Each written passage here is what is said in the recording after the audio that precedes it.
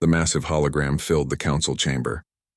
High Chancellor Vrax stood 20 feet tall, his scaled face looking down at the human woman below. Ambassador Jiwoo stood alone in the center of the room. Around her, representatives from 47 alien species watched in silence. Vrax's voice echoed through the chamber. It sounded like metal scraping against stone. He spoke the words that would change everything. Humanity has been given many chances. You were discovered 73 years ago. We welcomed you. We offered you trade. We showed you patience. But you refused to follow our laws. You refused to respect our authority. This cannot continue. Jiwoo kept her face calm. She had practiced this moment for years. Inside, her heart was racing. She knew what was coming. The intelligence reports had warned her. But hearing it was different. The Galactic Council has made a decision, Vrax continued. Humanity will submit to our rule.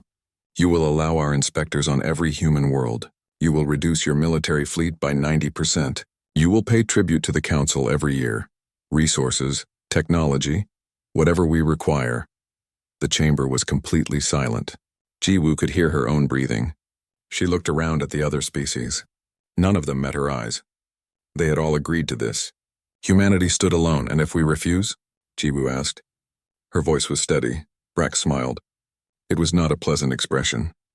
Then we will blockade your worlds, cut off your trade, isolate you, and if that is not enough, we will use force. You have 30 days to decide. Kneel to the Empire or be destroyed. The hologram disappeared. The lights came back on. Jiwoo stood there for a moment, holding the datapad that contained the formal demands. The submission decree, they called it. Around her, the alien representatives were already leaving. No one spoke to her. No one offered support. She was completely alone. 3 days later, Jiwoo returned to Earth. She went straight to the United Nations Emergency Council. The room was full of Earth's leaders, military commanders, government officials, scientists. Everyone who mattered was there. Admiral Han Sol was the first to speak after Jiwoo's report. He was a tall man with gray hair and old scars on his face. He had fought in the First Contact War, back when humanity first met the aliens, back when they learned that the galaxy was not a friendly place. We cannot accept these terms, Han Sol said. His voice was hard. They want us to destroy our own defenses, to let them control our worlds, to make us slaves in everything but name. If we agree to this, we might as well have lost the First Contact War. But if we refuse, they will attack us, said one of the civilian leaders. We have 89 warships. They have hundreds, thousands if they call in their full forces. We cannot win that fight.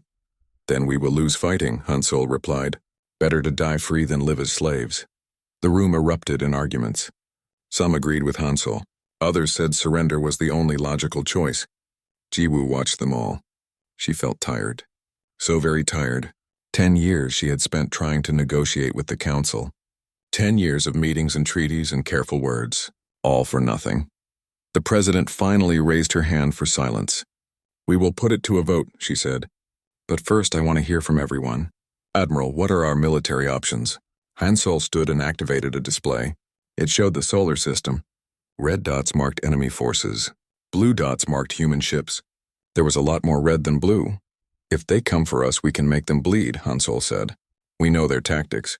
We have studied them for 70 years. We are outnumbered, but we are not helpless. However, I will not lie to you. In a straight fight, we will lose. Then why fight at all? Someone asked. Han Sol turned to face the room. Because if we surrender without fighting, we teach them that threats work. We show them that humanity can be controlled through fear. But if we fight, even if we lose, we teach them something else. We teach them that humanity does not kneel. On Kepler Station, a mining colony on the edge of human space, Tai Yang was finishing his shift. He was an engineer, responsible for maintaining the station's life support systems. It was hard work, but good work. The pay was decent. The people were friendly. He was walking back to his quarters when the alarms went off. Everyone stopped. Looked up. The alarms meant only one thing. Ships were approaching. Unidentified ships. Tai Yang ran to the command center. The screens showed 3 alien warships in orbit. They were big, much bigger than anything humans built. Their weapons were already powered up. This is Valkyrie Patrol Fleet 772, a voice said over the communication system. By order of the Galactic Council, this station is now under blockade. No ships may enter or leave. All supply vessels will be turned away. You have 5 minutes to acknowledge. The station commander, a woman named Minji, looked at her crew. Acknowledge the message, she said quietly, and start evacuation procedures. Get the children and non-essential personnel to the escape pods. Are they really going to attack us? Taeyang asked. Minji shook her head. I don't know, but I'm not taking chances. This is just the beginning. Taeyang helped with the evacuation. Families crowded into escape pods. Children cried. Parents tried to stay calm. One little girl looked up at him with big eyes. Will Earth protect us? She asked. Taeyang did not know what to say. He just smiled and helped her into the pod. But inside he wondered the same thing. Would Earth fight for them, or would Earth surrender? 27 days passed. The deadline was approaching. All across human space, alien ships appeared. More blockades, more warnings. The message was clear. Submit or suffer. On Earth, the debates continued. But slowly a decision was forming. The military was preparing for war. Ships were being armed. Soldiers were being trained. Civilians were being evacuated from the most vulnerable colonies. Admiral Hansol stood on the bridge of his flagship, the Indomitable. It was the largest warship humanity had ever built, but it looked like a toy compared to the alien dreadnoughts. His first officer, Captain Byung-ho, stood beside him. The fleet is ready, sir, Byung-ho said. All 89 ships are at battle stations. We await orders, Hansol nodded slowly. We are about to start a war we cannot win. At least not with ships and guns alone. Then how do we win, sir? We show them what humanity truly is. We make them understand that we are not prey. We are predators who were sleeping, and they just woke us up. On the 30th day, every screen on Earth showed the same broadcast. The president stood before the cameras. In her hand was the submission decree, the document that would make humanity slaves. The whole world watched. The whole galaxy watched. We have considered the Council's demands, the president said. Her voice was calm, strong. We have debated. We have discussed. We have looked at every option. She held up the submission decree. Then slowly, deliberately, she tore it in half. Here is our answer, she said. Humanity will never kneel. Not to you. Not to anyone. We are not your subjects. We are not your slaves. We are free. And we will die free if we must. She looked directly into the camera, into the eyes of High Chancellor Vrax wherever he was watching. You wanted us to kneel. Instead, you have made us stand. You wanted us to submit. Instead, you have united us. You wanted us to fear you. Instead, you have given us purpose. The pieces of the decree fell from her hands. Come and make us kneel, she said. If you can. The broadcast ended. War was coming. The alien fleet arrived 3 weeks after Earth's refusal. They came in force. 300 warships from across the galaxy. Dreadnoughts the size of cities. Carriers filled with fighters. Cruisers with weapons that could burn a planet. Grand Admiral Thex commanded the fleet from his flagship. He was Velkari, like High Chancellor Vrax. He had fought in 50 battles and won them all. This would be his easiest victory yet. Humans were young, weak.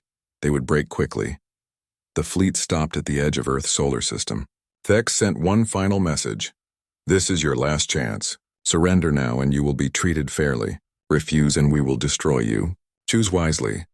Admiral Hansol received the message on the bridge of the Indomitable. Around him his crew waited in silence. The human fleet was spread across the outer solar system. 89 ships against 300. The math was simple. They could not win, but Hansol had not planned to win in a straight fight. No response, he told his communications officer. Then he opened the fleet-wide channel. All ships begin Operation Ghost Dance. Make them chase us. Make them bleed for every inch. The human ships scattered like leaves in the wind. The first battle happened near Jupiter. Commander Subin led 12 human destroyers against a group of alien cruisers. The aliens thought they had an easy target. They were wrong. Subin was a tactical genius. She had spent years studying every piece of data from the First Contact War. She knew how aliens fought. They liked formations. They liked rules. They fought with honor and expected others to do the same. Humans had no such limitations. Subin led the alien cruisers into Jupiter's gravity well. The massive planet pulled at both fleets.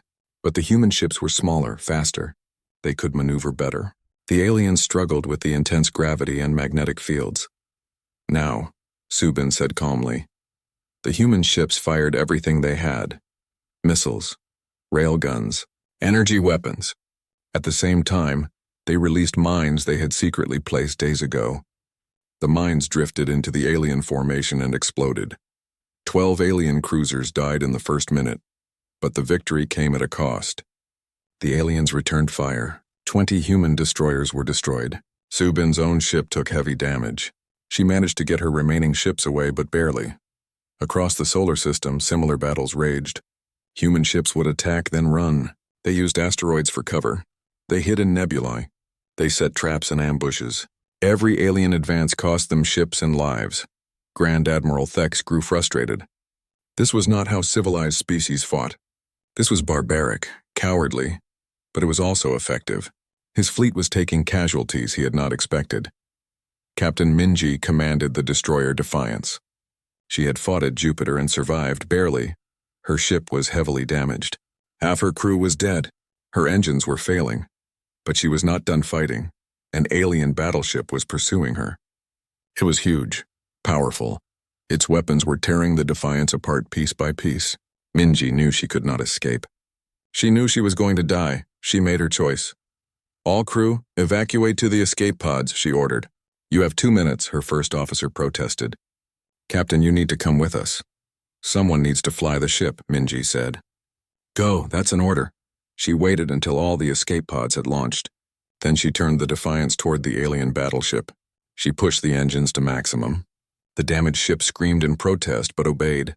The aliens realized what she was doing. They tried to destroy the Defiance before it reached them, but they were too late. The Defiance hit the battleship at nearly the speed of light. The explosion was visible from Earth.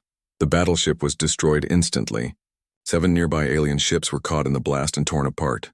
Captain Minji died, but she took hundreds of enemies with her. Colonel J. Huan commanded the orbital defense platforms around Earth's moon. He was old. He had fought in the First Contact War and lost his entire family, his wife, his children, everyone.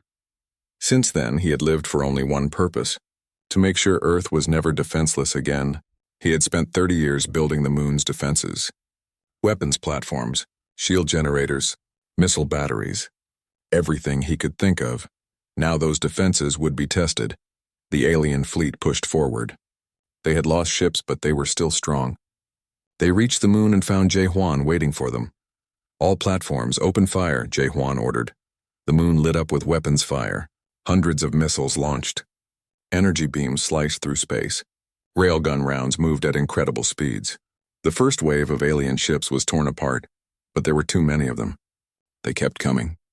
The platforms began to fall one by one. J. Huan watched his life's work being destroyed. But he did not stop fighting. Sir, they are breaking through, one of his officers said. We cannot hold them. J. Huan looked at the tactical display. The officer was right. The defenses were falling. The aliens would soon reach Earth. Arm the self-destruct, J. Huan said quietly. His officers stared at him. Sir, that will destroy the entire base. We will all die. Yes, J. Huan said. And we will take a lot of them with us. He opened a channel to Earth. This is Colonel J. Huan. Tell the people of Earth that we fought to the last. Tell them that humanity endures. Tell them that we are not prey. He pressed the button. The entire moon base exploded. The blast was enormous. 50 alien ships were caught in the explosion and destroyed. The rest of the fleet was damaged and had to pull back to regroup. Admiral Han Sol watched the battle reports come in. The human fleet was being destroyed. Of the 89 ships he had started with, only 22 remained. The Indomitable itself was heavily damaged. Life support was failing. Weapons were offline. They were dying, but they had accomplished their goal. The alien fleet had been hurt. They had lost over 100 ships. They had learned that humans did not fight like other species. Humans fought with everything they had. They never stopped, never surrendered, never gave up. Captain Byung-ho approached Han Sol. Sir, the aliens are entering Earth orbit. They are preparing to bombard the planet. We have failed. Han Sol shook his head. No, we have not failed. We have bought time. And now it is time for them to see what humanity has really been building. An encrypted message appeared on his screen. It was from Earth, from Dr. Haywan. The message had only 3 words: contingency is ready. Han Sol smiled for the first time in weeks. He opened the fleet-wide channel. All remaining ships pull back to safe distance. What happens next you are going to want to see. On his command screen he pressed a single button, the button he had hoped he would never need to use. The button that would change everything.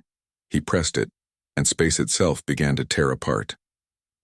Space tore open like paper. Grand Admiral Thex watched his screens in confusion. Wormholes were opening around his fleet. Not 1 or 2, hundreds of them. They appeared in perfect formation, surrounding the alien armada in a sphere of light. "What is this?" Thex demanded. "What are they doing?" His officers had no answers. This technology should not exist. Wormholes required enormous energy. Opening one was difficult.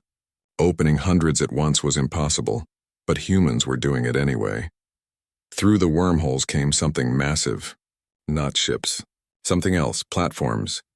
Each one was the size of a small moon. They moved into position with perfect precision. 300 of them. 1 for every alien warship. All ships battle stations. Thex shouted, "Prepare to fire!" But before they could act, the platforms activated. Reality bent. On Earth, Dr. Haywan stood in the command center. Around her, hundreds of screens showed data flowing in from the platforms. She had spent 40 years working on this project. 40 years of calculations and tests and failures. And now finally it was working. Project Contingency was online. A hologram activated beside her. It was broadcasting to the alien fleet. Haywan took a deep breath and began to speak. "Grand Admiral Thex, High Chancellor Vrax, members of the Galactic Council, you are probably wondering what you are seeing. Let me explain." She gestured to the screens behind her. "For 70 years since first contact, you have believed humans were primitive. You thought we had only basic technology. You believed we were building warships like you do. You were wrong. We were not building warships. We were building something better. You see, we studied your technology. Every treaty, every trade agreement, every diplomatic meeting. We were always gathering data, learning, improving. While you thought we were weak, we were becoming strong." She smiled. It was not a kind smile. "The platforms you see are stasis field generators. They can stop time itself. Right now your ships are frozen. Your crews cannot move. Your weapons cannot fire. You are completely helpless." Inside his flagship, Grand Admiral Thex tried to move. He could not. His body was frozen in place. He could see. He could hear. But he could not act. Around him, his crew was the same. All of them were trapped in stop time. Dr. Haywan's voice continued. "But stopping time is only one function. The platforms can also accelerate time. Let me show you." One of the alien ships, a cruiser that had been damaged earlier, was selected. A single platform focused on it. The field activated. The cruiser began to age. In 5 seconds, it experienced 10,000 years. Metal corroded. Systems failed. The hull crumbled. Within moments, the mighty warship was nothing but debris. "We could do this to all of you," Haywan said. "Right now. Every ship in your fleet could be dust. Every person aboard could be dead. We have that power." She paused. "Let the words sink in. But we are not going to do that." Admiral Han Sol's face appeared on the screens. His ship was damaged. His uniform was torn. There was blood on his face, but his eyes were clear and hard. "Grand Admiral Thex," Han Sol said, "you came here expecting an easy victory. You expected us to break, to surrender, to beg for mercy. You expected prey? You were mistaken. We are not prey. We are not weak. We are not helpless. We are human, and we do not kneel. Right now, we could destroy you. All of you. We could end your entire fleet in seconds. But we are not monsters. We do not kill helpless enemies. We are giving you a choice and stand down. Return to your worlds. Tell your council what you have seen here today. Tell them that humanity is not to be threatened, not to be controlled, not to be conquered, or refuse, and we will show you what happens to those who try to make us slaves." The stasis fields deactivated one by one. The alien crews found they could move again. They checked their systems frantically. Everything was intact. Their ships were undamaged. But their weapons were offline. Humanity had locked them out. Grand Admiral Thex sat in his command chair. His pride told him to fight, to refuse. to show these primitives that the Velkari did not back down. But his survival instinct was stronger. He had seen what the platforms could do. He had felt the helplessness of being frozen in time. He had watched a warship turn to dust in seconds. These humans had power beyond anything the galaxy had ever seen, and they had chosen mercy. Fleet-wide order, Thex said quietly. All ships stand down. Disengage weapons. Plot course back to Vex Prime. We are leaving. His officers looked at him in shock. Sir, we outnumber them. We can still— No, Thex said. We cannot. Look at your screens. Look at those platforms. We came here to conquer prey. We found predators instead. If we stay, we die. All of us. The fleet began to withdraw. Slowly at first, then faster. They wanted away from Earth, away from those terrible platforms, away from the humans who had shown them what true power looked like. Ambassador Jiwoo watched the alien fleet leave. She stood in the command center next to Dr. Hae-Wan. Around them, people were celebrating, cheering, crying with relief. But Jiwoo felt uneasy. We won, Hae-Wan said. We showed them our strength. They will never threaten us again. Maybe, Jiwoo said. But we also showed them something else. We showed them that humans can be ruthless, that we can build weapons of incredible power, that we are willing to use them. Is that a problem? It might be, Jiwoo said. They came here thinking we were weak. They learned we are strong. But strength can be dangerous. Power can corrupt. What happens next will define what kind of species we are. Hae-Wan frowned. You think we should not have used the platforms? No, we had no choice. But now we have to choose what we do with this power. Do we use it to protect ourselves? Or do we use it to control others? Before Hae-Wan could answer, new alerts appeared on the screens. Messages were coming in from across the galaxy. Other species had seen what happened at Earth. They had watched humanity defeat the mighty Velkari fleet. Some of the messages were offers of alliance. Others were pleas for protection. 3 species had already declared they were leaving the Galactic Council and joining with humanity. It is starting, Jiwoo said quietly. The old order is collapsing. Everyone is choosing sides, and we are going to have to decide what kind of power we want to be. On Vex Prime, High Chancellor Vrax watched the recordings from Earth. He watched his mighty fleet retreat in shame. He watched the platforms demonstrate their power. He watched humanity show mercy when they could have shown destruction. His advisor stood beside him. What do we do now, Chancellor? Vrax stared at the frozen image of the platforms. 300 of them. And according to intelligence reports, these were just prototypes. Humans had thousands more in production. We pray they remain merciful, Vrax said. And we prepare. Because humanity just declared themselves the new apex predator of this galaxy. The question is not whether they will rule. The question is how. He turned away from the screens. And whether we will survive to see it. 6 months had passed since the battle at Earth.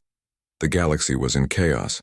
Half the species in the Galactic Council were in open revolt against the Velkari. Others were forming alliances with humanity. 3 species had already sworn loyalty to Earth. More were coming every day. The old order was breaking. A new one was forming. And humanity was at the center of it. Admiral Hansol now commanded a fleet of 500 ships. Human vessels and allied ships together. He had won every battle he fought. The Velkari forces were retreating on all fronts. But victory felt hollow. He stood on the bridge of the Indomitable, looking at reports from the latest campaign. Another Velkari colony liberated. Another victory. But at what cost? Captain Byung-ho approached.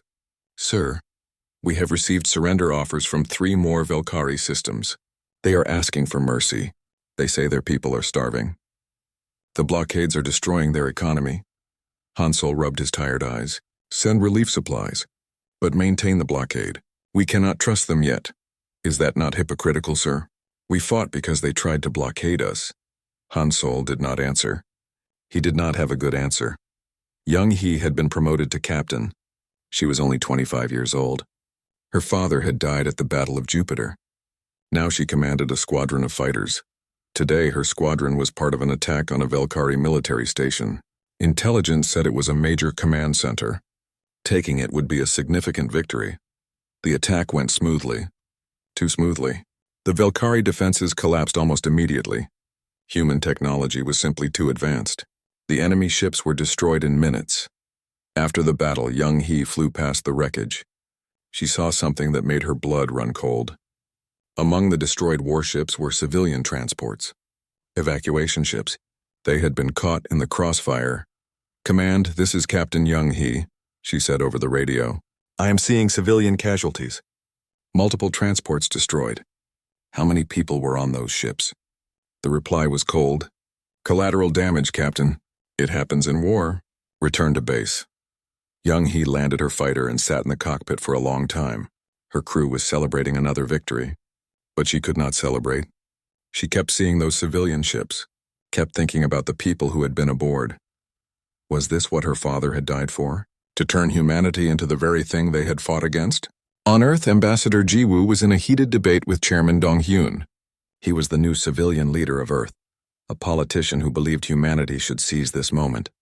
"The galaxy is ours for the taking," Dong-hyun said. "We have the technology. We have the alliances. We have the momentum. We should formalize our leadership. Create a federation with Earth at its head." "You mean an empire," Jiwoo said, "with us as the rulers. Call it what you want. The point is we can bring order to the chaos. We can prevent future wars. We can protect the weak. And who decides what counts as protection? Who decides which species get a voice? Us, yes," Dong-hyun said simply. "We earned this right with our blood. We fought for survival and won. Now we must secure the future." Jiwoo shook her head. Every empire in history believed it was different. Every ruler thought they were benevolent. But power corrupts always. Then what do you suggest? We just give up our advantage? Let the chaos continue? I suggest we build something better. A true federation, where no species dominates, where everyone has an equal voice, Dong-hyun laughed. That is naive.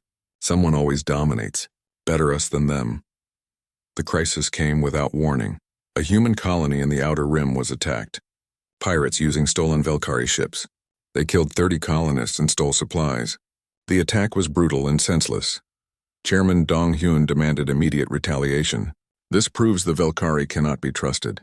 We should attack their core worlds, show them what happens when they strike at us. But Ambassador Jiwoo insisted on investigating first. She went to the attack site herself. She examined the pirate ships. She interviewed survivors, and she discovered the truth. The pirates were not Velkari military. They were refugees. Civilians displaced by the war. Their worlds had been blockaded. Their people were starving. In desperation, they had stolen military ships and turned to raiding. Jiwoo returned to Earth with her findings. She called an emergency session of the council.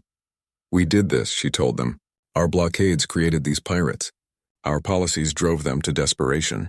We are responsible." Dong-hyun was furious. "They attacked our people. They killed colonists. And you want to blame us?" "Yes," Jiwoo said. "Because it is true. We became so focused on winning that we forgot about what happens after. We forgot that enemies are still people." Senator Yoonji stood up. She represented the Rim worlds, colonies far from Earth. "Ambassador Jiwoo is right," she said. "My ancestors fled oppression on old Earth. They came to space seeking freedom. I will not watch us become oppressors to others." But there was a bigger problem. While Earth debated, High Chancellor Vrax made his own decision. If the Velkari were going to fall, they would take humanity with them. Deep in Velkari space, hidden in a nebula, was an ancient weapon. A planet killer. It had been built 800 years ago and kept secret ever since. The ultimate deterrent, Vrax activated it. The weapon began moving toward Earth. It would arrive in 48 hours. When it did, it would destroy the entire planet. Admiral Hansol received the alert. He stared at the tactical display showing the weapon's approach. It was massive, heavily shielded, protected by what remained of the Velkari fleet. "Can we stop it?" Byung-ho asked. "Maybe," Hansol said, "but it would cost us everything. We would have to throw our entire fleet at it. Most of our ships would be destroyed. And even then, we might fail. Then what do we do?" Hansol looked at his communications officer. "Get me Ambassador Jiwoo, and open a channel to every Velkari world. We are going to try something different." Jiwoo's broadcast went out across Velkari space. Every screen, every communication device. She spoke directly to the Velkari people. "People of the Velkari Dominion. You do not know me, but I know you. I have studied your culture, your history. I know you are not monsters. You are people trying to survive just like us. Your leader, High Chancellor Vrax, has activated a planet killer. He is sending it to Earth. If it succeeds, billions of humans will die. But that is not the end. Because if Earth falls, humanity will retaliate. They will destroy every Velkari world, every colony, every ship. Vrax would rather see all of you die than admit defeat. He would rather destroy 2 civilizations than accept peace. Is this the leader you want? Is this the future you choose? The broadcast showed footage of the planet killer, showed Vrax's orders, showed projections of the casualties if Earth was destroyed and humanity retaliated. You have a choice, Jiwoo said. Stand with Vrax and die, or stand against him and live. We do not want to be your enemies. We never did.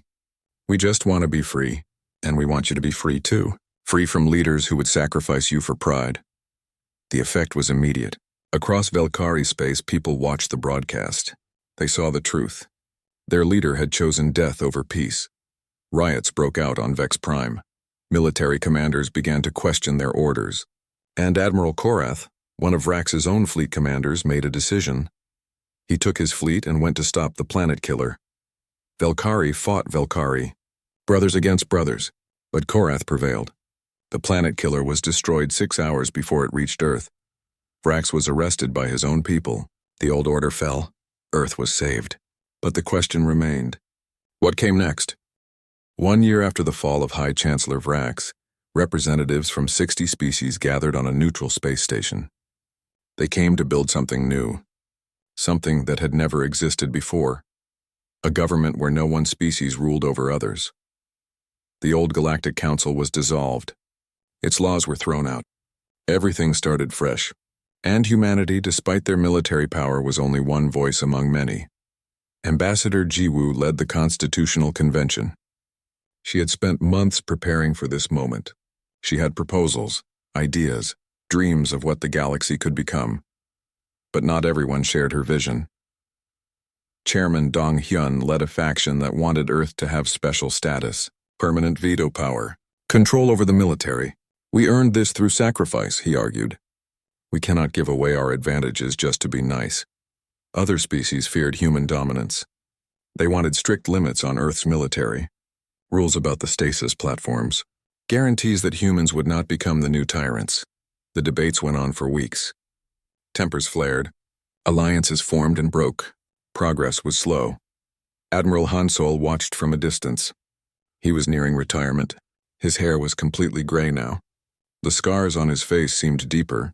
People kept asking him to intervene, to use his influence, to force a decision, but he refused. The fleet will follow whatever government Earth's people choose, he told them. This is not a military decision. This is about what kind of civilization we want to be. His neutrality frustrated both sides, but it also forced them to find their own answers. Captain Young-hee had become a voice for her generation. She was young. She had fought in the war. She had seen the costs of victory. And she was not afraid to speak truth to power. She gathered other young officers and released a statement. It was simple but powerful. We did not fight for empire. We fought for freedom, for all species, including our own. If we become rulers, if we become tyrants, then what did our parents die for? What was the point? The statement was signed by 3,000 young soldiers. It went viral across human space. It put pressure on the politicians to do better. The breakthrough came from an unexpected source. Admiral Korath, the Velkari officer who had stopped the planet killer, stood before the convention. He was a former enemy. His people had tried to conquer humanity, but he spoke with honor. I served the Velkari Dominion for 50 years, he said. We ruled through fear, through force. We believed strength meant domination, and it worked for 800 years, until it did not. I learned something from humans. Strength without wisdom is just another form of weakness. Power without restraint always falls. You defeated us not because you were stronger. You defeated us because you were smarter. And then you did something we never did. You showed mercy. Do not waste that mercy now. Do not become what you fought against. Build something better. Show us all a different way. The chamber was silent after his speech. Then slowly people began to nod, former enemies and allies alike. Admiral Hansol broke his silence. He appeared before the convention via hologram. Everyone stopped to listen. I have something to tell you, he said. About project contingency, about the stasis platforms. When we built them, we knew they were dangerous, the most powerful weapons ever created. We knew that whoever controlled them could rule the galaxy. So we built in a safeguard. The platforms can be destroyed remotely. Any 10-member species voting together can activate the shutdown sequence. We gave up our monopoly on power before we ever used it. We made sure humanity could never use these weapons to enforce tyranny. The revelation stunned the convention. Chairman Dong-hyun looked furious. Other human delegates looked shocked. But the alien representatives looked thoughtful. Han Sol continued. And I am recommending that we go further. Share the platform technology with all member species, under a mutual defense treaty, so no one species can threaten others, so everyone is protected equally. We built these weapons to survive, he said, but survival without freedom is meaningless. We refuse to kneel to others. We will not make others kneel to us. The debates continued, but the tone had changed. Han Sol's revelation had shifted the momentum. By voluntarily limiting human power, he had unlocked something greater. Trust. Senator Yoon-ji made an impassioned speech.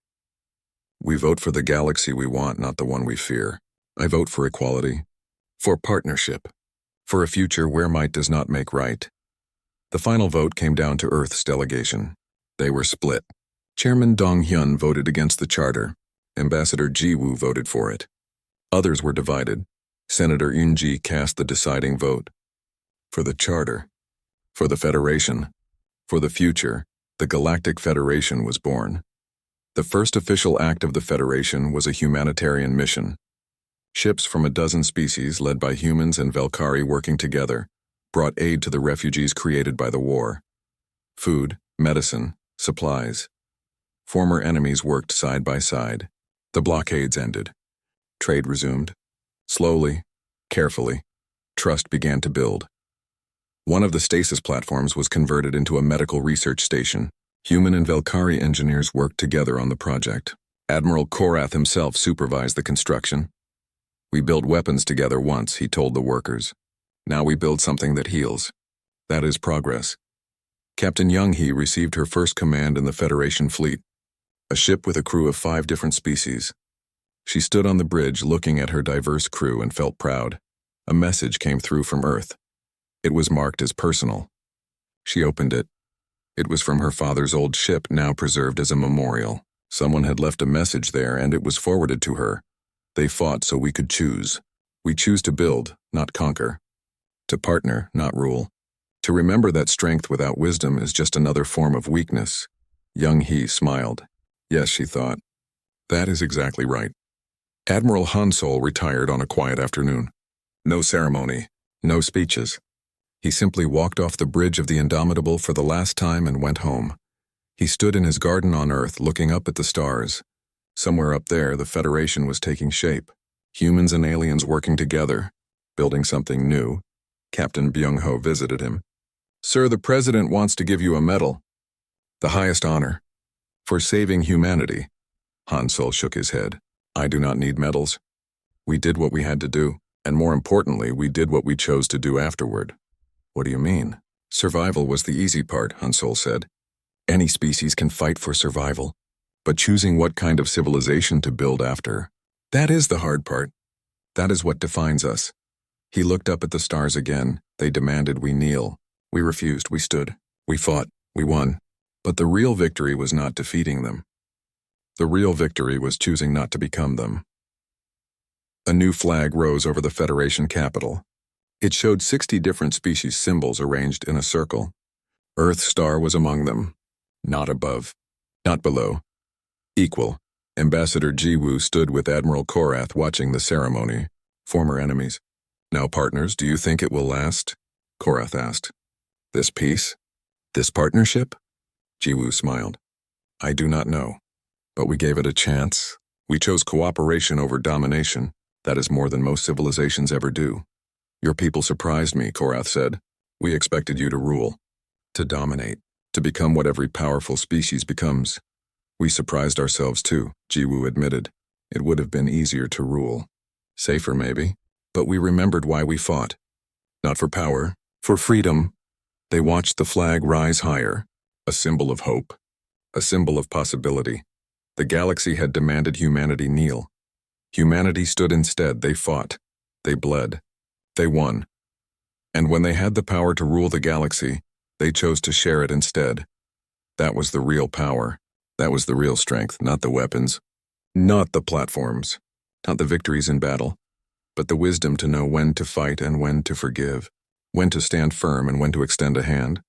That was what made humanity special. That was why, in the end, they did not grind their enemies to dust. They lifted them up instead, and the galaxy was better for it.